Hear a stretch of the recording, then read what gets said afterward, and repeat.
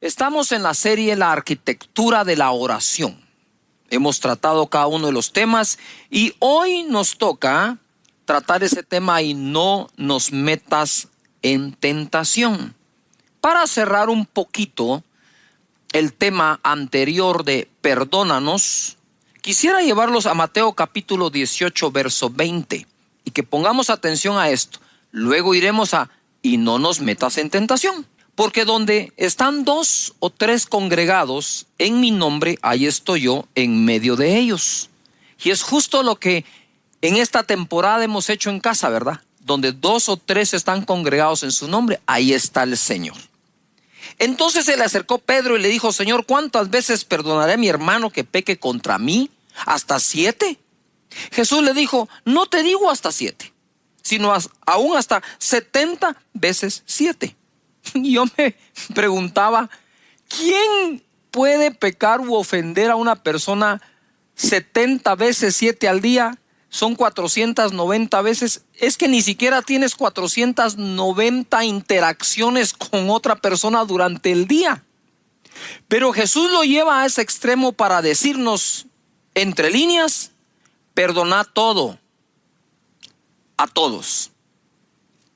Ese perdón tiene la parte de liberación a la persona que nos ha ofendido o ha pecado contra nosotros, pero también conlleva una sanidad del alma del que perdona. Se requiere humildad para pedir perdón y se requiere humildad para otorgarlo también. Eso nos reconecta también con personas. Así que es importante, y lo decía también porque si celebramos la cena del Señor, todo eso tiene que ver con perdón. Tiene que ver con reconexión. Entonces, ojo, donde 2 o 3 estén congregados en mi nombre. Mira lo que hizo Pedro. En cuanto Jesús le dijo, donde 2 o 3 se congreguen en mi nombre, ahí estoy yo. Y Pedro dijo, ay, congregarnos. Ay, no, gente, Juan, Jacobo, a veces me caen tan mal. Señor, disculpa, ¿hasta cuántas veces debo perdonar a mi hermano? ¿Por qué pregunta él inmediatamente por el perdón a alguien en el momento en que Jesús dijo de congregarse? Porque no estamos exentos, ninguno de nosotros que nos congregamos, a ofender y a ser ofendidos, ¿verdad? Así que es importante esto.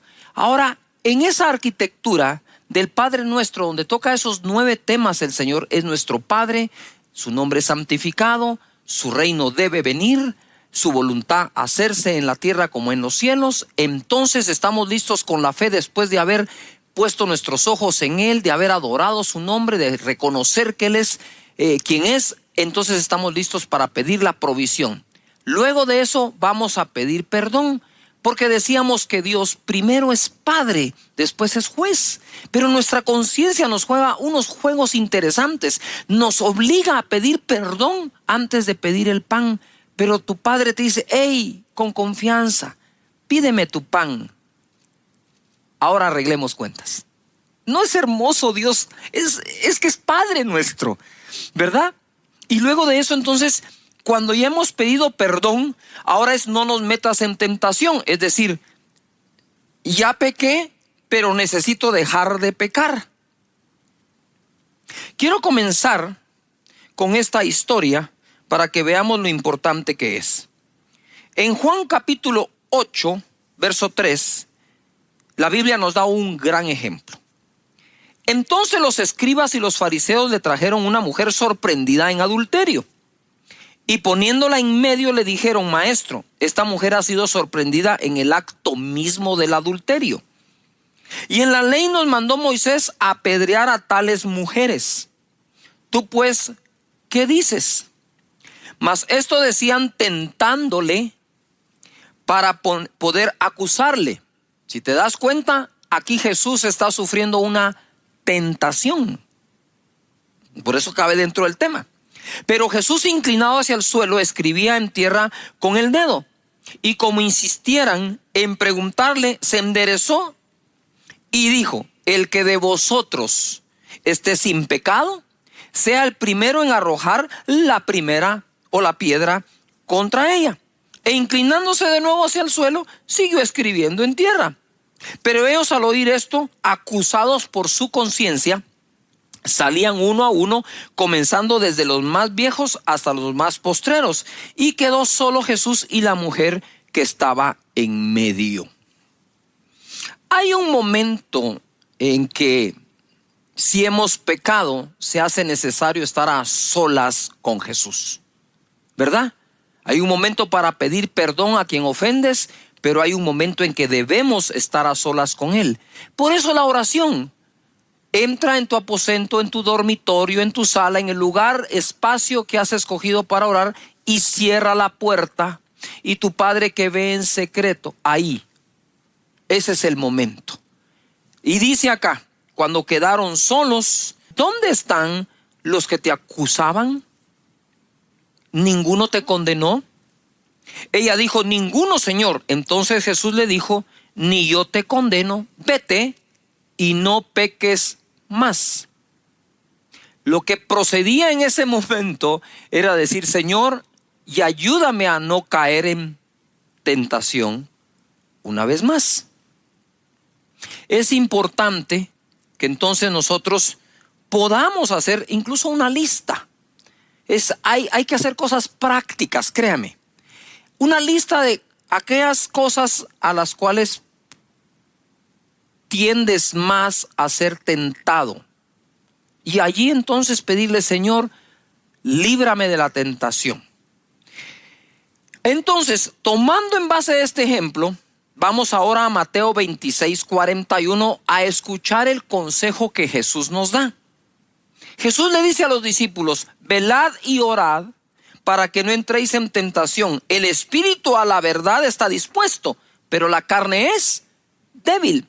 Todos nosotros, ahí reconoce Jesús que tenemos una parte que es el espíritu, nuestro espíritu que ha nacido de nuevo y se conecta con Dios, y la otra parte que tenemos que es la carne, que todos tenemos. Y Jesús dice, miren, la carne es débil, pero el espíritu está dispuesto. Lo que Pablo vivió al final de sus días fue esto mismo. Él dijo, he hallado un mal que está en mí, que con la carne sirvo al pecado, mas con el espíritu sirvo a Dios. Y dice, miserable de mí, porque de verdad es que se siente como una miseria entre aquellos que estamos buscando santificarnos y pecamos en algo. Y para aquellos que buscamos a Dios, cuando pecamos nos sentimos mal. Y estoy seguro que te pasa también. Y cuando servimos a Dios nos sentimos bien.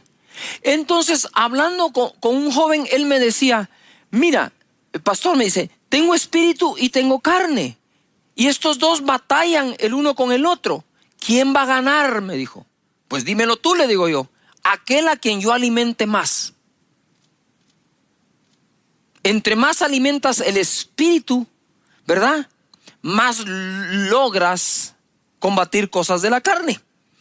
Jesús, ojo, Jesús fue tentado por aquellas personas, mira esto, para hacerlo caer en una trampa. Si él decía, sí, Moisés dijo eso, apedreaban a la mujer. Si Jesús decía, no lo dijo, era mentiroso porque sí lo dijo. Pero él conocía cuál era el espíritu de la ley. El espíritu de la ley es darnos a conocer que somos pecadores, pero el espíritu de gracia nos fue dado para que salgamos de esos pecados perdonados por nuestro Señor. ¿No es maravilloso esto? Estaba esta mañana recordando unos cantos y algunos cantos que yo no sé cantar, ¿verdad? Pero hace muchos años cantábamos un cántico que decía así: soy feliz porque no hay más condenación, soy feliz porque no hay más condenación, soy feliz porque no hay más condenación, no hay más condenación en mí, te amo Cristo, eres todo para mí.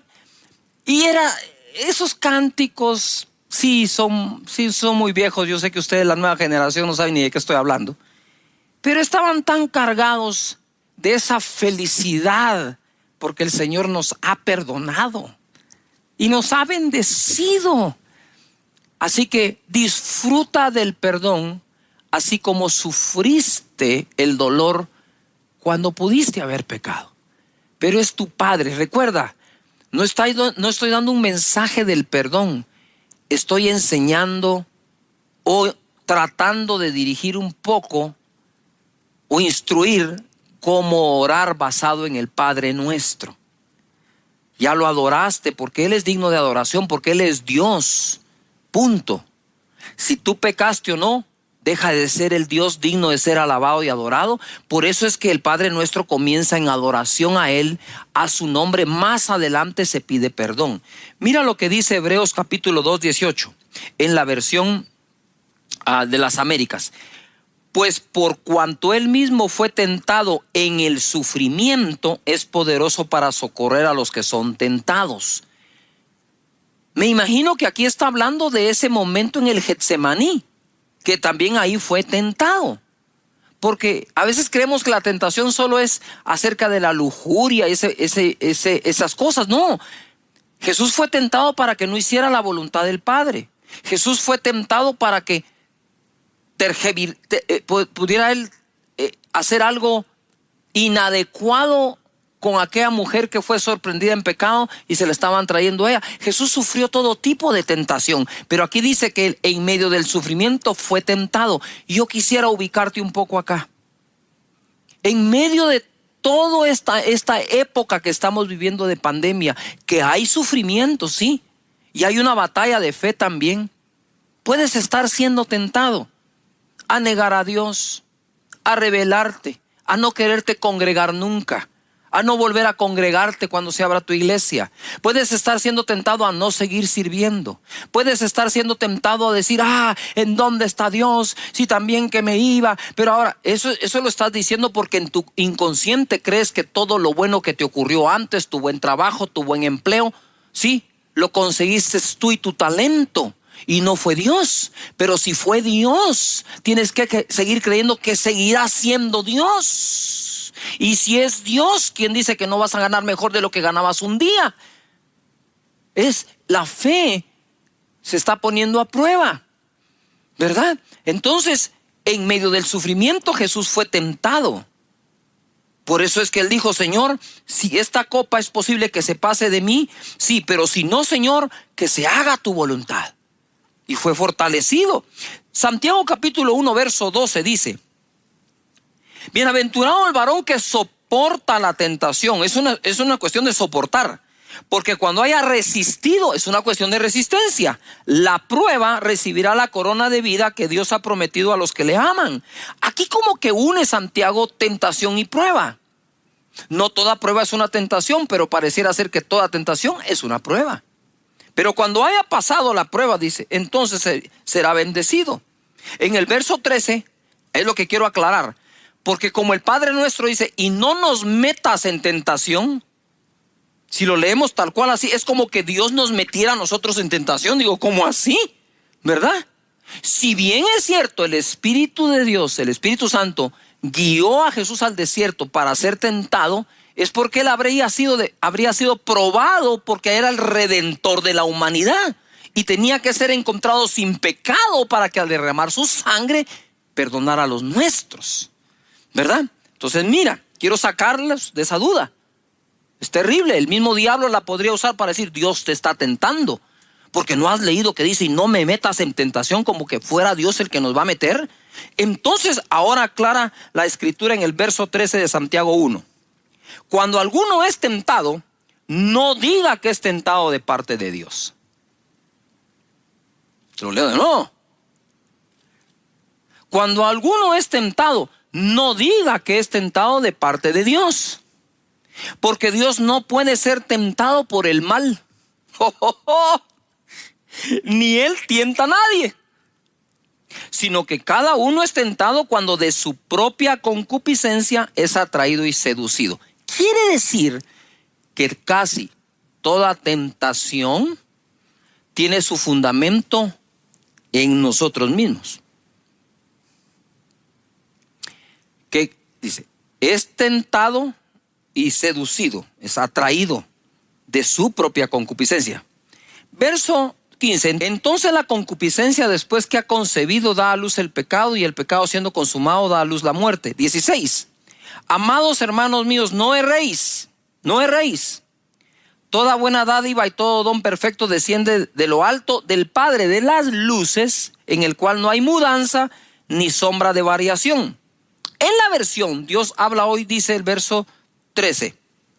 Cuando alguno se sienta tentado a hacer lo malo, no piense que es tentado por Dios, porque Dios ni siente la tentación de hacer lo malo, ni tienta a nadie para que lo haga. Al contrario, uno es tentado por sus propios malos deseos que lo atraen y lo seducen. Verso 17, también la versión Dios habla hoy. Y todo lo bueno y perfecto que se nos da viene de arriba, de Dios, que creó los astros del cielo. Dios es siempre el mismo. En Él no hay variación ni oscurecimiento. No hay tinieblas. Lo que nos está tratando Santiago es de sacarnos de toda duda acerca si Dios nos pone en tentación o no. No, porque Él no puede ser tentado por el mal y por lo tanto no tienta a nadie para que haga lo malo. Y luego dice, de Dios lo que viene es todo don perfecto que desciende de lo alto del Padre de las luces, en el cual no hay tinieblas ni variación. Él es el mismo de ayer, de hoy y de siempre. Entonces en Él tenemos nuestro refugio y nuestra ayuda. Esto empezó desde el inicio, desde Adán y Eva. Mira lo que dice Génesis 3:9. Mas Jehová Dios llamó al hombre y le dijo, ¿dónde estás tú? Eso fue después de que pecaron, comieron del árbol que le había dicho Dios que no comieran de él. Dice, y le respondió, oí tu voz en el huerto y tuve miedo. ¿Desde cuándo Adán tenía miedo? Nota algo, este es un sentimiento, este es una emoción, ¿sí? Que no estaba destinada a Adán en su diseño original.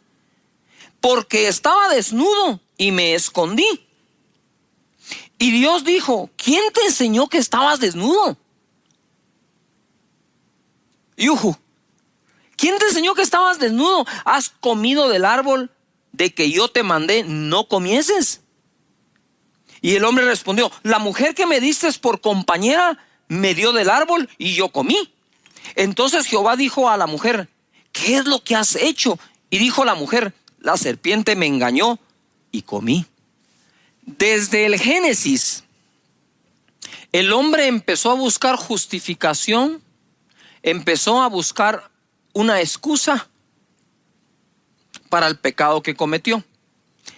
Si es cierto que somos atraídos de nuestros deseos, para cuando la serpiente le habló a Eva acerca de comer del árbol, porque ella fue la que comió primero, ya el árbol era un poco atractivo a Eva. Le habla, come y le da a su compañero. Dios le habla a Adán y le dice, hey, ¿dónde estás? Ay, tuve miedo, me escondí.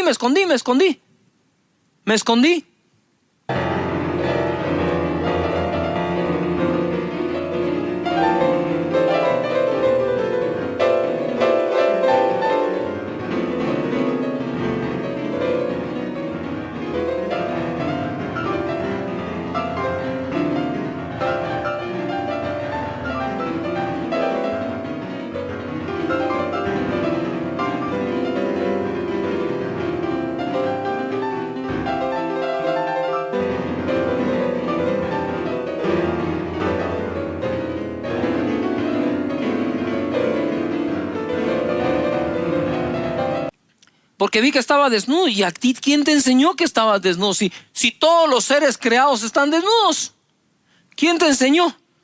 Es que la mujer que me diste, ojo, la mujer que me diste, lo que estaba diciendo es, tú me metiste en tentación, Señor. No, Él no va a tentar a nadie. La mujer que me diste me dio a comer. Ey, mujer, ¿qué fue lo que hiciste? La serpiente. Ey, serpiente, esa sí se fue horrible y la maldijeron. ¿Verdad? Entonces, nosotros muchas veces culpamos a otros como personas, a otras personas y otras cosas de lo que nos puede estar ocurriendo. Jesús fue tentado. Dice el verso 1 de Mateo capítulo 4. Entonces Jesús fue llevado por el Espíritu al desierto para ser tentado por el diablo. Y después de haber ayunado 40 días y 40 noches tuvo hambre, y vino a él el tentador. Y entonces pasa toda la tentación que Jesús tuvo. Y en el verso 10 entonces Jesús le dice: vete, Satanás, porque escrito está: al Señor tu Dios adorarás y a él solo servirás. Y el diablo entonces le dejó, y aquí vinieron ángeles y le servían. Paréntesis: no dejes de servir a Dios por nada. Mira cómo se defendió Jesús. Se defiende Jesús del mismo Satanás diciendo: Satanás, vete, vete, porque está escrito: al Señor tu Dios, ¿qué? Adorarás. Padre nuestro que estás en los cielos, santificado sea tu nombre. Adoración. Y a él solo servirás. Venga tu reino. Todos los días oro: Señor Padre, que todas las personas que tienen su grupo, que no los cierren, que los sigan teniendo, que no entren en esa tentación, que te sirvan, porque yo estoy seguro que si buscan primero su reino, lo demás será añadido. Que nadie deje de hacerlo, Señor, que entiendan que primero es tu reino y después la añadidura. De eso se trata esto. ¿Y cómo fue que Jesús logró que Satanás se fuera? Cuando le dijo: escrito está: al Señor tu Dios adorarás y a él solo servirás. Por lo tanto, estar adorando y sirviendo, yo diría, no es negociable. Te protege, te guarda, ¿verdad? Si haciéndolo tropezamos sin hacerlo, estamos en mucho riesgo. 11. El diablo entonces le dejó, y aquí vinieron ángeles y le servían. Jesús, Dios, está a favor nuestro para sacar nuestra vida adelante. Así que cuando estamos orando a Dios, porque esto se trata de aprender a orar, estamos: Señor, no nos metas en tentación. Tengo claro que jamás será Dios, ¿verdad? Así que, Padre, te pido que me ayudes, Señor.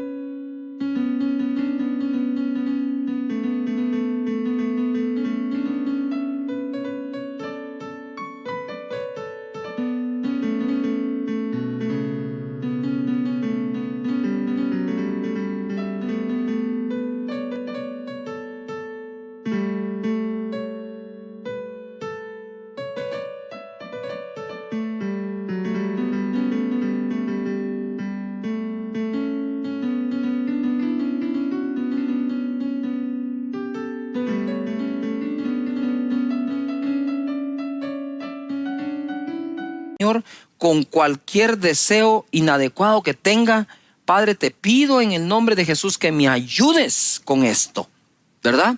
Y que busque tu rostro y tener cosas claras que incluso puedes decir a él reconociéndolo. Hebreos 2:17, wow. Por lo cual debía ser en todo semejante a sus hermanos. Está hablando de Jesús cuando se hizo carne, para venir a ser misericordioso y fiel sumo sacerdote en lo que a Dios se refiere. Subrayen: misericordioso y fiel. Él es nuestro sumo sacerdote, que es fiel y misericordioso, para expiar los pecados del pueblo. Eso es una cosa: perdón del pueblo, expiación. 18. Pues en cuanto él mismo padeció siendo tentado, es poderoso para socorrer a los que son tentados. Por lo tanto, no dejes, Señor, que sea tentado, pero si está siendo tentado, Él es el poderoso para darte el socorro en medio de eso. En la versión Dios habla hoy dice: y como Él mismo sufrió y fue puesto a prueba, ahora puede ayudar a los que también son puestos a prueba. Es decir, aquí esta versión se va de ser tentado a ser probado, ¿verdad? Así que cualquiera de las dos cosas que estemos pasando en este segmento de la oración, de la arquitectura de la oración, cabe orar por ello. Señor, ayúdame a pasar la prueba, ayúdame a resistir la tentación. En Hebreos 4:15 dice así: porque no tenemos un sumo sacerdote que no pueda compadecerse de nuestras debilidades, sino uno que fue tentado en todo según nuestra semejanza, pero sin pecado. Acerquémonos pues confiadamente al trono de la gracia para alcanzar misericordia y hallar gracia para el oportuno socorro. Ojo, porque no tenemos un sumo sacerdote que no pueda compadecerse de nuestras debilidades, sino que tenemos un sumo sacerdote que es fiel y misericordioso. Por lo tanto, acerquémonos al trono de la gracia para el oportuno socorro. El que fue tentado en todo, pero hallado sin pecado, es capaz de socorrernos en ese momento. Ponga atención, cosa distinta con Adán. Tuve miedo y me escondí. Y aquí nos cambian un poco la regla y nos dicen: acércate con confianza al trono de la gracia, con confianza delante de Dios. Él no está para condenarte, Él está para ayudarte.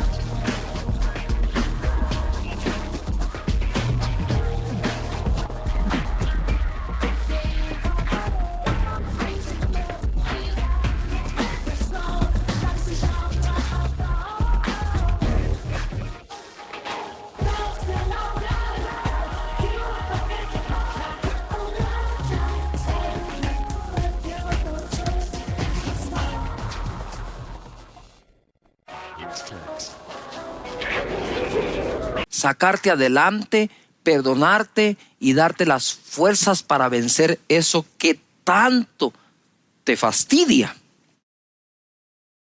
En Hebreos capítulo 4, verso 15 y 16, en la traducción al lenguaje actual dice: y el diablo le puso a Jesús, ojo, las mismas trampas que nos pone a nosotros para hacernos pecar.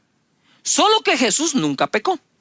Por eso, Él puede entender que nos resulta difícil obedecer a Dios. La Escritura es fenomenal. La Escritura no está negando que nos es difícil obedecer a Dios, pero nos está proveyendo la salida a través de acudir con confianza al trono de su gracia para el oportuno socorro. Sí, las dos son verdades. Nos es difícil, o hay momentos en que nos es difícil obedecer a Dios. Regreso al Padre Nuestro. Pero hágase tu voluntad en la tierra así como es hecha en los cielos. Ya nos estamos preparando. ¿Se dieron cuenta qué oración más fenomenal? ¿Ah? ¿Cómo no iba a ser fenomenal si la enseñó Jesús? Clave en su vida y en su desarrollo y ministerio. Y entonces nos dice aquí eso. Mira lo que dice 1 Corintios capítulo 10, verso 12. Así que el que piensa estar firme, mire que no caiga. No nos ha sobrevenido ninguna tentación que no sea humana, pero fiel es Dios. Mira, aquí está hablando de la persona que está siendo tentada y la fidelidad de Dios. De un lado tenemos a la persona sufriendo tentación y de este otro lado tenemos a Dios que es fiel. Que no os dejará ser tentados más de lo que podéis resistir, sino que dará también juntamente con la tentación la salida para que podáis ¿qué? Soportar. En Gálatas capítulo 6, verso 1. Hermanos, si alguno fuere sorprendido en alguna falta, vosotros que sois espirituales, restauradle con espíritu de mansedumbre, considerándote a ti mismo, no sea que tú también seas tentado. Ojo, cuando hablamos y le decimos al Señor, Señor, y líbranos de la tentación, una de las maneras en que nos ejercitamos para librarnos de la tentación es no juzgar y condenar al que ya cayó en una tentación, sino que ayudar.